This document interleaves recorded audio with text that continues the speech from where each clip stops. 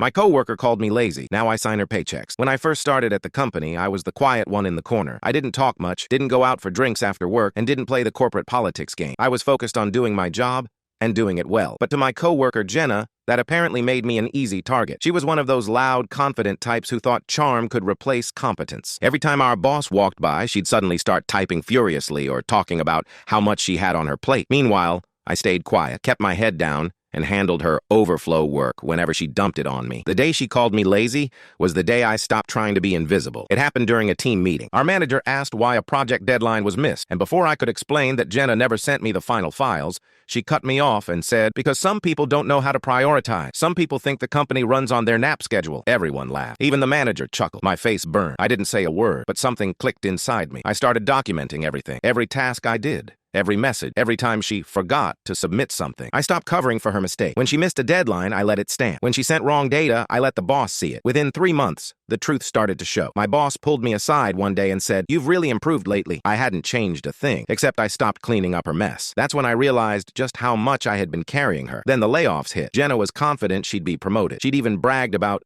mentoring me. But when the restructuring happened, she was one of the first to go. And guess who got promoted to lead the department? Me. I didn't feel satisfaction at first, just relief. Relief that I could finally breathe without someone taking credit for my work. But deep down, I wanted her to know what it felt like to be underestimated, to have your efforts dismissed because you weren't loud enough. I spent the next 2 years grinding quietly, learning how to manage budgets, clients, and systems. I stayed late, took online business courses, and realized I wasn't meant to stay under someone else's ladder. I was meant to build my own. Eventually, I started my own consulting firm out of a cramped one-bedroom apartment. The first months were rough. I lived on instant noodles, but small contracts turned into big ones. A few loyal clients from my old job referred me around. I worked hard, treated every client like gold, and soon I was hiring my own team. Then came the full circle moment. 6 months ago, I needed someone for data entry. HR sent me a short list, and there she was, Jenna. Same resume, same fake confidence. I told HR to set an interview. When she walked in, her smile froze. "Daniel, oh my God, I didn't realize you worked here." I smiled. "I don't work here, Jenna. I own this company." Her laugh came out shaky. "Wow, that's amazing. I always knew you'd do big things." "Yeah,"